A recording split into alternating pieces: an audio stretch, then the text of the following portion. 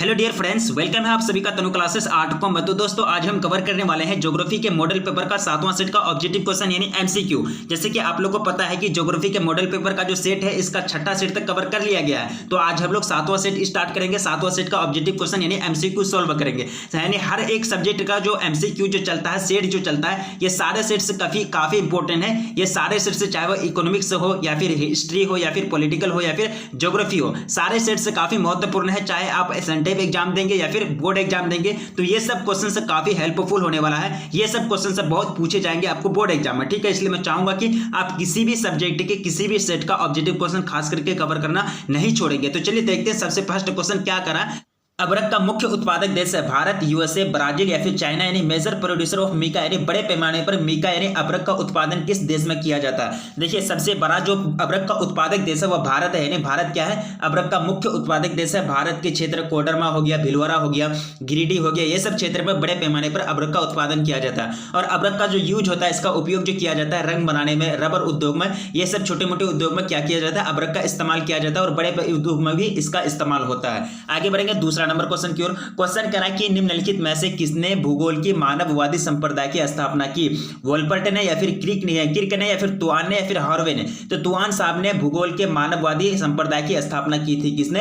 तुआन साहब ने भूगोल के मानववादी संप्रदाय की स्थापना की थी। आगे बढ़ेंगे तीसरा नंबर क्वेश्चन की ओर। क्वेश्चन काफी यूनिक क्वेश्चन है, सिंपल क्वेश्चन है, ठीक है। सारे क्वेश्चन को कवर करने की कोशिश कीजिएगा, ठीक है। तो चलिए देखते हैं तीसरा नंबर क्वेश्चन कह रहा है कि किरकुक जो विश्व में सर्वाधिक महत्वपूर्ण तेल क्षेत्र है, यानी किरकुक जो है सबसे ज्यादा तेल क्षेत्र के मामले में ये क्षेत्र खूब प्रसिद्ध है। तो ये कहां स्थित है? ईरान में, कुवैत में, इराक में या फिर रसिया में। देखिए ये जो स्थित है इराक में। कहां? इराक देश में स्थित है। यानी इराक की राजधानी कहां है? बगदाद। और यहाँ की मुख्य भाषा बोली जाती है अरबी।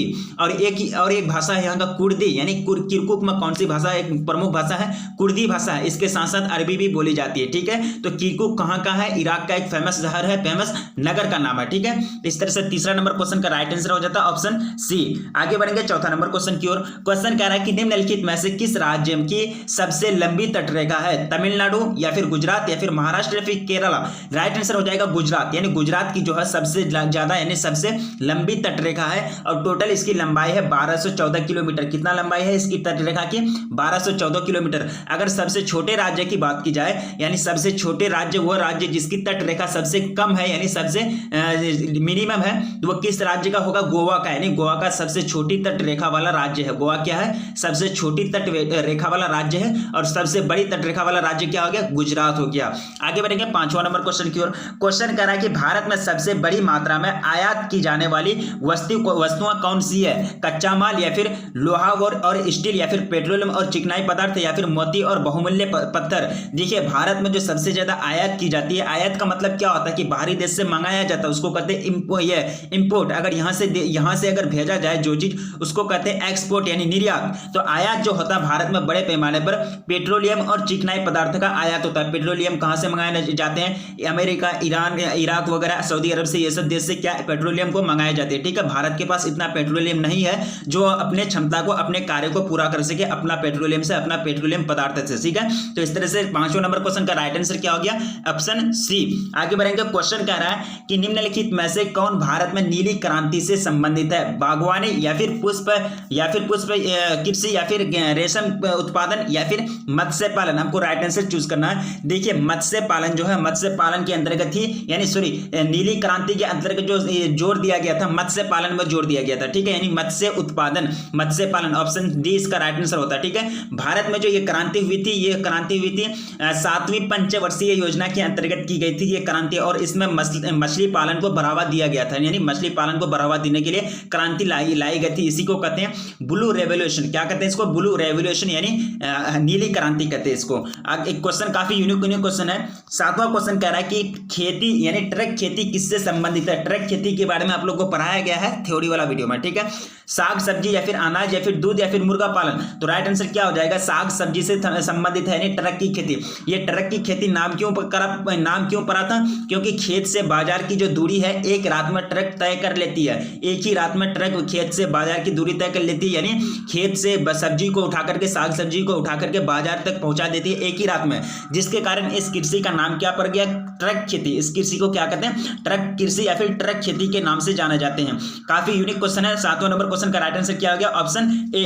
क्वेश्चन 8वां नंबर क्वेश्चन का है कि निम्नलिखित में से कौन सा राज्य के लिए मानव विकास सूचकांक निम्नतम दर्ज किया गया है, बिहार, हिमाचल प्रदेश, पंजाब या फिर हरियाणा। निम्नतम यानी सबसे ज्यादा कम मानव विकास सूचकांक, यानी जो HDI रिपोर्ट होता है, ह्यूमन डेवलपमेंट रिपोर्ट जो होता है, तो यह है बिहार स्टेट। यानी बिहार स्टेट में क्या है कि मानव विकास सूचकांक निम्नतम दर्ज किया है, सबसे कम दर्ज किया गया हिमाचल प्रदेश, पंजाब और हरियाणा के मुकाबले में। ठीक है, इस तरह से 8वां नंबर क्वेश्चन का राइट आंसर क्या हो गया, ऑप्शन ए। आगे बढ़ेंगे 9वां नंबर क्वेश्चन की ओर। क्वेश्चन कह रहा है कि बोकारो इस्पात संयंत्र का निर्माण हुआ था डैश के सहयोग से। डैश की जगह कौन सा भरा जाएगा, क्या भरा जाएगा, वो आपको भरना है। ठीक है, यानी किस देश के सहयोग से किया गया था बोकारो इस्पात संयंत्र की स्थापना या फिर निर्माण, USA, इंग्लैंड, जर्मनी या फिर रसिया। देखिए, इसका जो स्थापना किया गया था ये रसिया की मदद से किया गया था। किसके मदद से, रसिया की मदद से किया गया था। यानी ऑप्शन डी इसका राइट आंसर होता है। बोकारो स्टील इंडस्ट्री जो एक तरह से स्टील, इसका जो फाउंडर किया गया था, ये किसके मदद से किया गया था, रसिया यानी रूस की सहायता से किया गया था, सहयोग से किया गया था। 10वां नंबर क्वेश्चन कह रहा है कि ऊर्जा संसाधन उपयोग की प्रक्रिया में अंतिम अवस्था है परिवहन, भंडारण या फिर अवशिष्ट सामग्री का निपटान या फिर रूपांतरण। तो क्या हो जाएगा, अवशिष्ट सामग्री का निपटान। यानी अवशिष्ट सामग्री का निपटान क्या है, ऊर्जा संसाधन का, ऊर्जा संसाधन उपयोग की प्रक्रिया में अंतिम अवस्था है, अंतिम स्टेट यानी फाइनल स्टेट है। ठीक है, फाइनल स्टेट ने स्टेप है। ठीक है, इस तरह से 10वां नंबर क्वेश्चन का राइट आंसर क्या हो गया, ऑप्शन सी। देखिए, जितने भी क्वेश्चन कवर कर रहे हैं इस मॉडल पेपर के अंतर्गत, जितने भी क्वेश्चन कवर कर रहे हैं, आपका अगर सेंटअप एग्जाम और बोर्ड एग्जाम के लिए काफी यूनिक है, काफी यूनिक क्वेश्चन है ये लोग। ये सब क्वेश्चन से ज्यादा पूछे जाते हैं क्योंकि ये सारे क्वेश्चन से रिपीटेशन क्वेश्चन है। इसमें जितने भी क्वेश्चन हम लोग कवर कर रहे हैं ना, तो इसमें 60% जो क्वेश्चन है वो पूछा गया क्वेश्चन है। ठीक है, तो इसी टाइप के आपको तो बोर्ड एग्जाम में पूछे जाएंगे, चाहे वो सेंटअप एग्जाम है आपका फिर बोर्ड एग्जाम है। ठीक है, इसलिए आप लोग को पढ़ना है थोड़ा सा मन लगा करके। देखिए, पढ़ने का अगर मन नहीं कर रहा है तो एक तरह से पढ़ना तो पड़ेगा, क्योंकि जो पढ़ाई सब कोई मन लगा के नहीं करता। ठीक है, ये कोई तो ये नहीं है, कोई सीरियल नहीं, कोई मूवी नहीं है जो आपको पढ़ने में मजा आएगा। ठीक है, इस तरह से 10वां नंबर क्वेश्चन मेरा राइट हो गया। आगे बढ़ेंगे 11वां नंबर क्वेश्चन की ओर। क्वेश्चन कह रहा है कि निम्नलिखित में से कौन जनजातीय अर्थव्यवस्था के साथ संबंधित है, गहन खेती, स्वच्छंद खेती, स्वच्छंद उद्योग या फिर खनन और उत्खनन या फिर स्थानांतरित कृषि। गहन खेती में क्या होता है कि इसमें ज्यादा पूंजी की लागत होता है, ज्यादा पैसा फंसाया जाता है। स्वच्छंद उद्योग क्या होता है कि इसमें कम उत्पादन होता है, कम मजदूरी की, कम श्रमिक की आवश्यकता पड़ती है और इसमें कच्चे माल की कमी के कारण इस पर कोई फर्क नहीं पड़ता है स्वच्छंद उद्योग में। और इसका जो मुख्य ये स्वच्छंद उद्योग जो फैलता है ये जाल यानी सड़क का जाल के भरने के कारण, सड़क का व्यवस्था, सड़क निर्माण होने के कारण, यानी सड़क का डेवलपमेंट विकास होने के कारण स्वच्छंद उद्योग की स्थापना होती है, यानी स्वच्छंद उद्योग को बढ़ावा मिलता है। ठीक है, खनन और उत्खनन ये क्या होता है, कोयला वगैरह ये सब खान से जो भी पदार्थ निकाले जाते हैं, जो भी मिनरल से जो भी जो होता है अयस्क निकाले जाते हैं, उसको कहते हैं खनन और उत्खनन की खेती। ठीक है, या फिर प्रक्रिया। ठीक है, तो स्थानांतरित कृषि आप लोग पढ़े हैं थ्योरी में, स्थानांतरित कृषि को क्या कहते हैं, जनजातीय अर्थव्यवस्था से संबंधित है।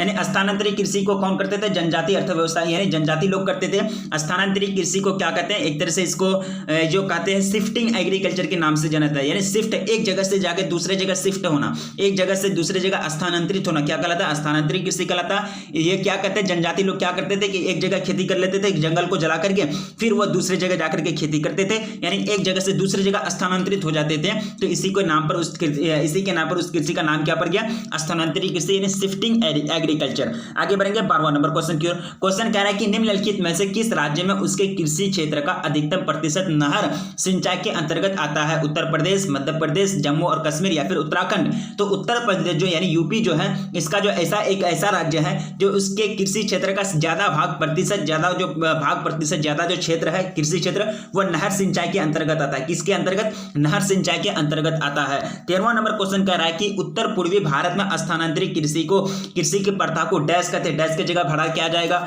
लादांग भरा जाएगा, मिल्पा भरा जाएगा, रोका या फिर झूम। तो सबको पता होना चाहिए ये कृषि को क्या कहते हैं, भारत के उत्तर पूर्वी राज्यों में क्या कहते हैं, झूम की खेती के नाम से जाने जाते हैं। क्या नाम से जाने जाते हैं, हैं? झूम की खेती यानी शिफ्टिंग कृषि को झूम की खेती के नाम से जाने जाते हैं भारत के उत्तर पूर्वी इसमें भाग में स्टेट में। ठीक है, आगे बढ़ेंगे क्वेश्चन 14 नंबर क्वेश्चन की ओर। क्वेश्चन कह रहा है कि सूती वस्त्र की राजधानी है दिल्ली, अहमदाबाद, मुंबई या फिर कोलकाता। तो सूती वस्त्र की जो राजधानी है वो मुंबई को माना जाता है। किसको? मुंबई को। यानी सूती वस्त्र उद्योग का यहाँ सबसे ज्यादा उत्पादन होता है और सबसे ज्यादा एक्सपोर्ट किया जाता है, निर्यात किया जाता है विदेशी यानी विदेश में, बाहरी देशों में। और साथ ही साथ मुंबई को क्या कौन सा राजधानी कहा जाता है? फाइनेंशियल कैपिटल यानी फाइनेंशियल कैपिटल यानी वित्तीय राजधानी। भारत की वित्तीय राजधानी कौन है? कहां है? मुंबई। और फाइनेंशियल कैपिटल यानी मुंबई यानी वित्तीय राजधानी है। ठीक है, साथ ही साथ इसको क्या कहा जाता है? सूती वस्त्र की राजधानी भी कहा जाता है मुंबई को। क्वेश्चन 15 नंबर क्वेश्चन काफी इंपॉर्टेंट क्वेश्चन है। क्वेश्चन कह रहा है कि बर्मिंघम किस प्रकार के उद्योग के लिए प्रसिद्ध है? सूती वस्त्र उद्योग या फिर चीनी या फिर लौह इस्पात या फिर पेट्रो रसायन, किसके लिए ये फेमस है? ये जो फेमस है लौह इस्पात उद्योग यानी आयरन स्टील इंडस्ट्री के लिए ये फेमस है। आयरन स्टील इंडस्ट्री के नाम से ये बहुत ज्यादा फेमस हो गया बर्मिंघम। ठीक है, तो ये जो क्षेत्र है 1741 में ही विनिर्माण के क्षेत्र के रूप में उभर गया था। ये कहां उभर गया? 1741 में। देखिए कैसे फेमस होगा, कैसे नहीं फेमस होगा। ये 1741 वर्ष में ही जो है एक तरह से विनिर्माण क्षेत्र के रूप में उभर गया था पूरे विश्व में, पूरे दुनिया में। आगे बढ़ेंगे 16 नंबर क्वेश्चन की ओर। क्वेश्चन कह रहा है कि प्रजनन क्रियाकलाप में लगे लोगों के लिए निम्नलिखित परिभाषिक शब्दों में से किसका प्रयोग किया जाता है? लाल कॉलर श्रमिक या फिर गुलाबी कॉलर श्रमिक या फिर स्वर्ण कॉलर श्रमिक या फिर कॉलर श्रमिक। 16 नंबर क्वेश्चन का राइट आंसर आपको चूज करना है। इसका राइट आंसर हो जाएगा स्वर्ण कॉलर श्रमिक। यानी पंचम क्रियाकलाप से जो लोग जुड़े हुए रहते हैं उसको पारिभाषिक शब्दों में किसका प्रयोग किया जाता है? स्वर्ण कॉलर श्रमिक का प्रयोग होता है। यानी स्वर्ण कॉलर श्रमिक यानी गोल्डन कॉलर वर्कर कहा जाता है इसको। और ये इसमें जो ये लोग जो काम करते हैं ना, ये लोग का काम सिर्फ यही होता है कि ये कैसे क्रियाकलाप किया जाए, कैसा रोजगार का निर्धारण किया जाए, कौन सा पॉलिसी, कौन सा नीति लागू किया जाए, कौन सा नियम लागू किया जाए, कौन सा रूल फॉलो किया जाए, ये सब का निर्माण करते हैं, ये सब का डिस्कस करते हैं, विश्लेषण करते हैं। स्वर्ण कॉलर श्रमिक यानी पंचम क्रियाकलाप में लगे लोगों का यही काम होता है। क्वेश्चन अगला क्वेश्चन कह रहा है कि निम्नलिखित में से कौन परिवहन का तीव्रतम साधन है? वायु परिवहन, जल परिवहन, रेल परिवहन या फिर सड़क परिवहन? सबको पता है वायु परिवहन क्या है? यानी परिवहन का तीव्रतम साधन है, सबसे ज्यादा तेज है। यानी कहीं से 1 घंटा के अंतर्गत 1 घंटा से कहीं पे जो यानी एक तरह से दुनिया के किसी भी भाग में 1 से 2 घंटा के अंतर्गत पहुंच सकते हैं वायु परिवहन के द्वारा। ठीक है, ये सबसे ज्यादा फास्ट है। ठीक है, आगे बढ़ेंगे 18 नंबर क्वेश्चन की ओर। क्वेश्चन कह रहा है कि रबर का सबसे बड़ा निर्यातक देश कौन है? यानी निर्यातक का मतलब क्या होता है? एक्सपोर्ट करने वाला, बेचने वाला। ठीक है, तो रबर का सबसे बड़ा जो निर्यातक देश है वो मलेशिया है। कौन है? मलेशिया। अगर इसका जो यहाँ रूस, जापान और अमेरिका के मुकाबले में कौन है? मलेशिया। हालांकि रबर का उत्पादन और भी इस देश में बड़े पैमाने पर किया जाता है, लेकिन यहाँ आपको कंपैरिजन करना है चारों देश में। ठीक है, तो इसका राइट आंसर क्या हो जाएगा? मलेशिया हो जाएगा। क्वेश्चन कह रहा है 19 नंबर क्वेश्चन कि जीवन निर्वाह कृषि की मुख्य फसल है चावल, गेहूं, मकई या फिर सोयाबीन। देखिए आप लोग को पता होगा जीवन निर्वाह कृषि हम लोग थ्योरी में क्लियर किए थे। जीवन निर्वाह कृषि 2 प्रकार के होते हैं। यानी ऐसा कृषि जिसमें जीवन निर्वाह के लिए फसल का उत्पादन किया जाता है उसको क्या कहते हैं? जीवन निर्वाह कृषि कहते हैं। तो इसमें जो होता है ना मुख्यतः चावल का खेती का उत्पादन किया जाता है। यानी चावल जो है इसका मुख्य फसल है। जैसे कि इसका हम लोग 2 कैटेगरी पढ़े थे, 2 प्रकार पढ़े थे जीवन निर्वाह कृषि का। एक था चावल रहित और एक था चावल सहित। यानी चावल रहित जीवन निर्वाह कृषि और चावल सहित जीवन निर्वाह कृषि। चावल का जिसमें उत्पादन होता था उसको चावल सहित जीवन निर्वाह कृषि कहते, और जिसमें चावल का उत्पादन नहीं होता था, ये सब का उत्पादन होता था, कॉफी, कहवा, रबर, ये सब का उत्पादन होता था, उसको चावल रहित जीवन निर्वाह कृषि कहते थे। यानी जीवन निर्वाह कृषि का मतलब ऐसा कृषि जिसमें जीवन को गुजर बसर करने के लिए, जीवन का गुजारा करने के लिए यानी फसल का उत्पादन किया जाता है। चाहे जीवन का गुजारा करने के लिए जिस फसल की जरूरत पड़ती है वो सब का उत्पादन किया जाता है, उसको क्या कहेंगे? जीवन निर्वाह कृषि कहेंगे। ठीक है, 19 नंबर क्वेश्चन का राइट आंसर क्या हो गया? ऑप्शन ए। अगला क्वेश्चन कह रहा है कि पंजाब, हरियाणा और पश्चिम उत्तर प्रदेश में गहन सिंचाई के निम्नलिखित में से कौन से परिणाम है? यानी गहन सिंचाई सबसे ज्यादा सिंचाई किया जाता है, यानी इरिगेशन सबसे ज्यादा किया जाता है पंजाब, हरियाणा और पश्चिम उत्तर प्रदेश में। तो ये इसका क्या क्या असर है? मृदा में लवणता या फिर भौम जल सिंचाई में कमी या फिर भूमि की गुणवत्ता में कमी या फिर इनमें से सभी। क्या हो जाएगा? इनमें से सभी। यानी ज्यादा से ज्यादा सिंचाई करने पर, ज्यादा से ज्यादा पानी को डालने पर खेत में, यानी इरिगेशन करने पर मृदावन लवणता बढ़ गई है। यानी जो एक तरह से लवणता जो बढ़ गई है ये खेती को नुकसान करता है। भौम जल की सिंचाई में कमी हो जाएगी, यानी भौम जल सिंचाई में कमी, यानी जो नीचे का जो स्तर है, लेयर है पानी का, वो भी कम हो गया है। भूमि की गुणवत्ता में कमी आ गई है, यानी जो lack of quality in land, यानी lack of quality in of land, यानी एक तरह से गुण जो है भूमि का यानी उर्वरक क्षमता में भी कमी आ गई है। तो इस तरह से राइट आंसर क्या हो जाएगा? ऑप्शन डी, यानी इनमें से सभी ऑल ऑफ दिस इसका राइट आंसर हो जाएगा। क्वेश्चन कह रहा है अगला क्वेश्चन कि एशिया का सबसे बड़ा पवन ऊर्जा संयंत्र कहां है? राजस्थान, गुजरात, महाराष्ट्र या फिर कर्नाटक? तो अहमदाबाद में एशिया का जो सबसे बड़ा पवन ऊर्जा संयंत्र है जो वो कहां है? अहमदाबाद में। और अहमदाबाद कहां भाई? गुजरात में। ठीक है, तो इस तरह से 21वां नंबर क्वेश्चन का राइट आंसर क्या हो गया?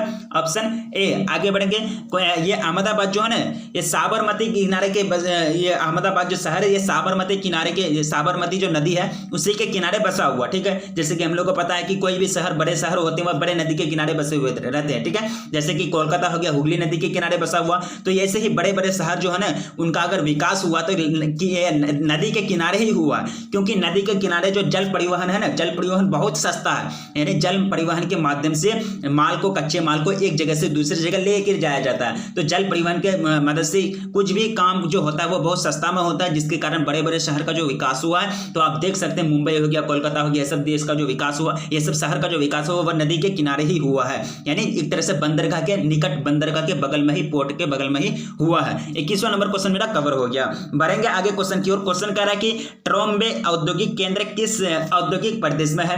मुंबई, पुणे या फिर हुगली या फिर गुजरात या फिर छोटा नागपुर? ये कहां है? मुंबई पुणे में। कहां है? मुंबई के पुणे में स्थित है। ट्रोम्बे औद्योगिक केंद्र किस प्रदेश में स्थित है? तो मुंबई पुणे में स्थित है। 22वां नंबर मेरा क्वेश्चन कवर हो गया। क्वेश्चन कह रहा है कि हमारा साक्षा भविष्य 1987 एक रिपोर्ट किसके द्वारा प्रकाशित किया गया?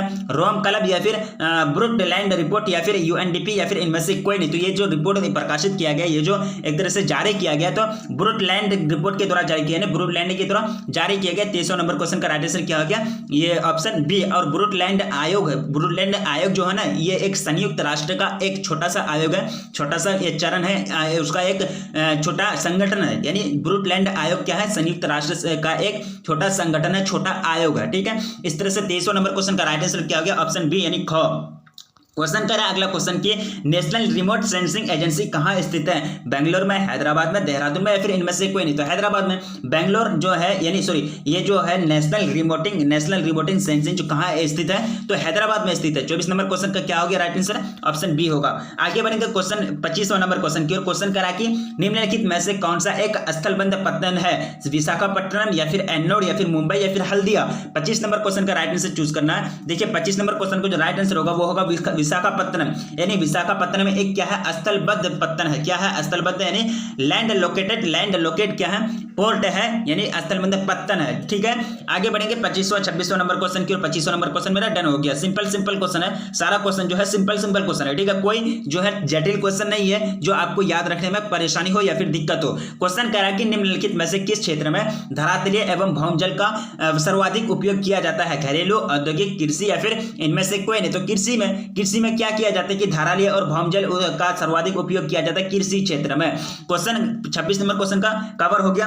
अगला क्वेश्चन कह रहा है कि 27वां नंबर क्वेश्चन कह रहा है कि विश्व के अनेक भागों में रसोई गैस की आपूर्ति परिवहन के किस साधन द्वारा की जाती है? वायुयान, पाइपलाइन, रेल या फिर सड़क? तो पाइपलाइन के द्वारा विश्व के सभी भागों में, यानी विश्व के अनेक भागों में रसोई घर को भेजा जाता है, अलग अलग शहरों में, अलग अलग एरिया में, अलग अलग क्षेत्र में। ठीक है, तो आगे बढ़ेंगे। क्वेश्चन कह रहा है कि रूर कोयला क्षेत्र किस देश में स्थित है? फ्रांस, जर्मनी या फिर बेल्जियम या फिर डेनमार्क? किस क्षेत्र में स्थित है रूर कोयला क्षेत्र? तो ये है जर्मनी। यानी जर्मनी का एक प्रमुख शहर है, प्रमुख फेमस क्षेत्र है जहां कोयला का उत्पादन किया जाता है। रूर कोयला क्षेत्र किस देश में स्थित है? तो जो जर्मनी में स्थित है। ठीक है, तो उम्मीद करता हूं आपको सारे क्वेश्चन से काफी इंपॉर्टेंट लगे होंगे। अगर आपको क्वेश्चन याद रखने में अगर परेशानी हो रही है तो प्लीज स्क्रीनशॉट ले लें। ठीक है, तो टोटल कितना क्वेश्चन कवर किए? 28 क्वेश्चन कवर किए, 1 से लेकर स्टार्ट किए और 28 क्वेश्चन कवर किए। ये कौन सा सेट था भाई? ये कौन सा सेट था? ये 7वां सेट था। इसी तरह से हम लोग 7वां, 8वां, 9वां और 10वां सेट कवर कर लेंगे। तो टोटल जो हम लोग का ज्योग्राफी का जो सेट कवर हो गया, तो कितना सेट कवर हो गया? 7 सेट तक कवर हो गया। ठीक है, इसी तरह से हम लोग का इकोनॉमिक्स का फर्स्ट सेट कवर हो गया है, उसका भी दूसरा, तीसरा, चौथा तक, 10वां तक चलेगा। ठीक है, तो उम्मीद करता हूं आपको सारे क्वेश्चन याद रखने की बहुत चेष्टा होगी। तो ये सब जो सेट कवर किए जाते हैं तो किसी भी सेट को नहीं छोड़िएगा। ठीक है, खास करके आपका सेंटेप एग्जाम तो इतना मायने नहीं रखता है, लेकिन बोर्ड एग्जाम बहुत मायने रखता है। अगर उसमें आपका 1 नंबर के क्वेश्चन छूट जाता है तो वो बहुत एक तरह से ये हानि हानिकारक आगे चल के बुझाएगा, वो फिर एक तरह से अलग सा फील होगा कि ये क्वेश्चन को बताया गया फिर भी हम डील नहीं कर पाए, ये फिर भी हम एक तरह से इसको सही नहीं कर पाए, टिक नहीं कर पाए, यानी कवर नहीं कर पाए। ठीक है, अगर वीडियो को लाइक नहीं किए तो प्लीज वीडियो को लाइक कर दीजिए, क्योंकि वीडियो बनाने में काफी मेहनत लगती है। ठीक है, तो रखिए अपना ख्याल, मिलेंगे फिर नेक्स्ट वीडियो में, तब तक के लिए जय हिंद।